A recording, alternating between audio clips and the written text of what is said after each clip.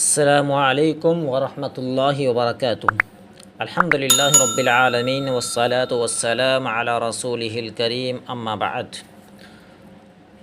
अन उमर इब्न अबी सलमह रज़ियल्लाहु तआला अन्हु यक़ूल कुन्तु गुलामन फ़ी हज्रि रसूलिल्लाहि सल्लल्लाहु अलैहि वसल्लम व कानत यदी ततीशु फ़ी अस्सहफ़ा फ़क़ाल ली रसूलुल्लाहि सल्लल्लाहु अलैहि वसल्लम या गुलाम सम्मिल्लाह वकुल बियमीनिक वकुल मिम्मा यलीक फमा ज़ालत तिल्क तअमती बअदु।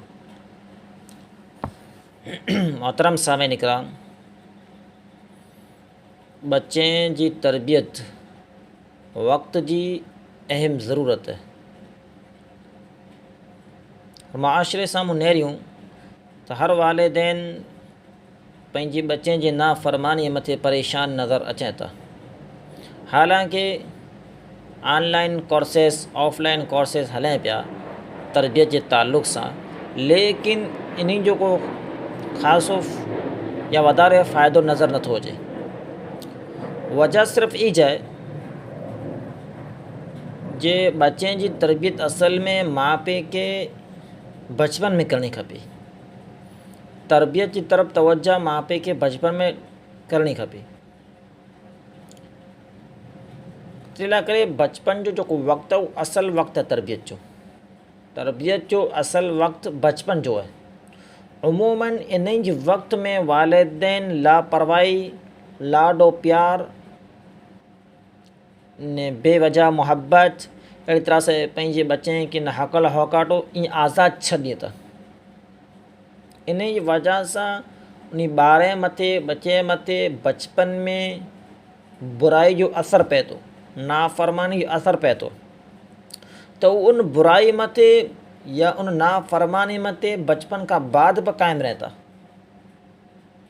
तंहिंखां बाद जर बच्चो वॾो थी वञे, नाफ़रमानी करे थो, ग़लतियूं करे थो, वालिदैन उन वक़्तु उनजी तरबियत शुरू कई था। हालांकि को तरबियत जो वक़्तु न आहे, बच्चे जो तरबियत जो वक़्तु बचपन आहे। नंढो ॿार वे तेर सम्झायो, ग़लती करे तेर रोक टोक कयो। अक्सर वालिदैन बच्चो जरा ग़लती करे ई बहानो ॾेई करे या ई ॻाल्हि ॾेई करे टाले छॾींदा, जे अॼु नंढड़ो अॼु ॿारु आहे, सवारे वॾो थींदो सम्झी वेंदो। हालांकि ही सही तरीक़ो न आहे। बच्चो वे या वॾो वे, औरत हुजे या मर्द हुजे, जर ग़लती करे फ़ौरन उन ई वक़्तु उनखे रोकणो खपे या उन्हनि जी ग़लती जी इस्लाह करणी खपे। इहा असल तरीक़ो तरबियत जो। ग़लती अॼु करे सवारे पर ई ग़लती जी इस्लाह कंदा त ग़लती उनखे नज़र न अचे। जहिड़ी तरह सां हिकिड़ो दरख़्त, हिकिड़ो बावर झाड़ हूंदो आहे, उहो जर नंढो वे, कचो वे, कमज़ोर हुजे त इन जे टाग खे, इन जे शाख खे जिन पासे, जिन तरफ़ मोड़ियूं, जिन तरफ़ वारियूं वारे सघूं था। अहिड़ी तरह सां इन जी टाग खे पाण खे जीअं ॿधणी में ॿधी बि सघूं था, त पंहिंजे हथ में पाण ताक़तवर आहिनि न। लेकिन ई झाड़ दरख़्त पंहिंजूं जड़ूं ज़मीन जे अंदरि मज़बूत करे लाइ, तंहिंखां बाद हिकिड़ो इंसानु उथी करे बावर जी या झाड़ जी को टाग सीधी करणु चाहे, को शाख खे हटाइणु चाहे त हटाए नहीं सघंदी। कोला जर बावर नंढो हो उन वक़्तु पाण खे इनखे हटाइणो खपे या उनजे टाग खे तेर सीधी करणी खपे। आॾो वियो अचे त उन वक़्तु सीधी करणी खपे। लेकिन हाणे सीधी कंदासीं त वढणी पवंदी, लेकिन उहा सीधी नहीं थी। मोहतरम सामईन, अहिड़ी तरह सां बच्चे जो तरबियत जो वक़्तु आहे उहो बचपन जो आहे। अक्सर वालिदैन पंहिंजे बच्चे से बचपन मोहब्बत, हाँ वालिदैन मोहब्बत कई पंहिंजी औलाद सां, प्यारो मोहब्बत कई, लाड कई, चाग कराई, लेकिन ग़लती करे त लाडो प्यार पाण खे ग़लती ॾाढो न थियणो खपे।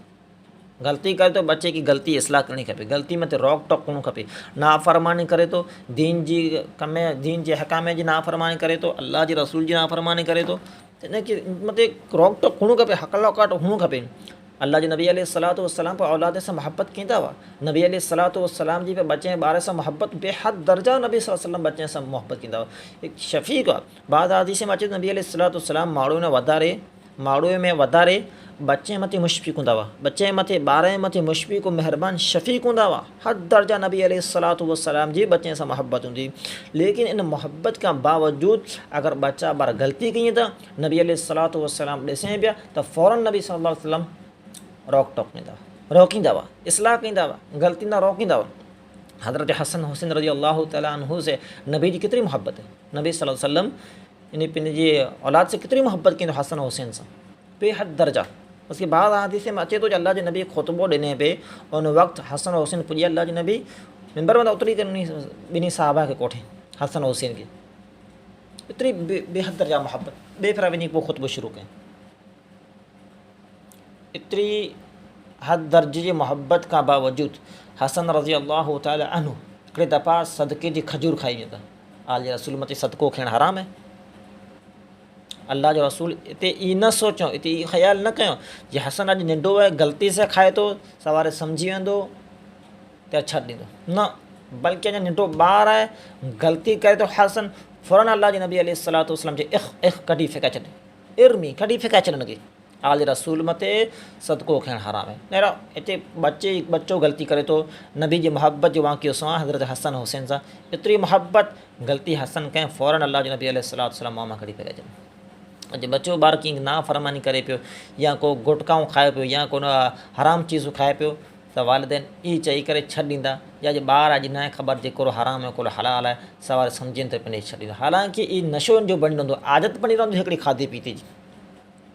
अहिड़ी तरह सां जंग बदर में जेको साहबा इकराम में शहीद थिया हुआ, उन शहदा जे बारे में कुझु निरड़ियूं छोकिरियूं कुझु अशार पढ़ी पई, पढ़ंदे पढ़ंदे हिन शेर मथे लॻियूं वफ़ीना नबीयुन यअलमु मा फ़ी गदिन, जे असांजे दरमियान हिकिड़ो अहिड़ो नबी आहे जेको कल्ह जे बारे में, अचण वारे ॾींहं जे बारे में बि इल्मु रखे थो।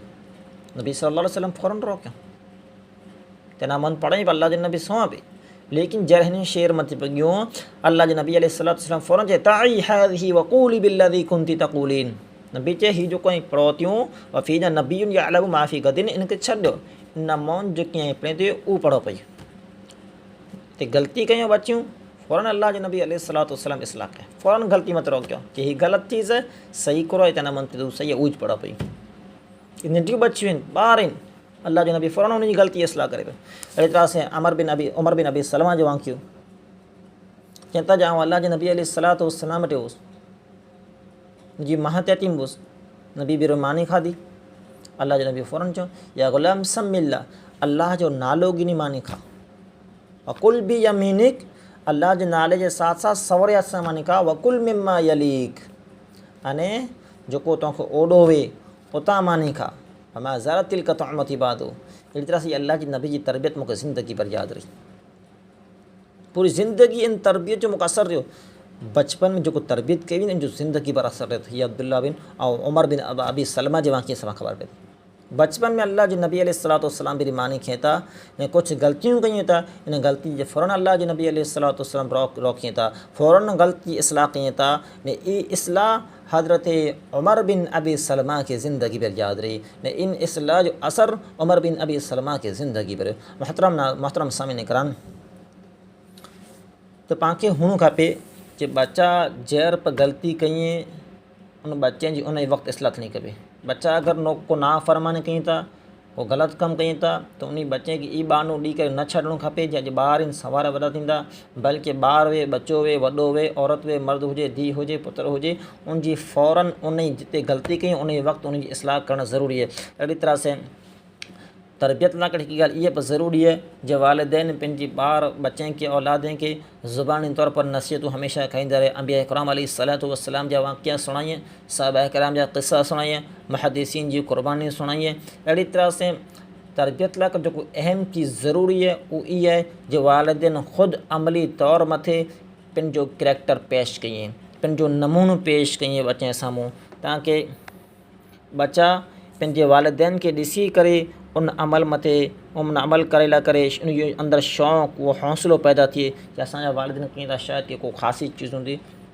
मोहतरम सामिन इकराम, अहिड़ी तरह सां बच्चे जी तरबियत जे बारे में इहा बि ॻाल्हि ज़रूरी आहे कि पंहिंजी औलाद खे ख़ासि स्कूल में या ख़ासि मकतब में ख़ासि मदरसे में दाख़िलो कराइणो खपे, बल्कि सिर्फ़ु घर जे हद तक पाण खे न छॾिणो खपे।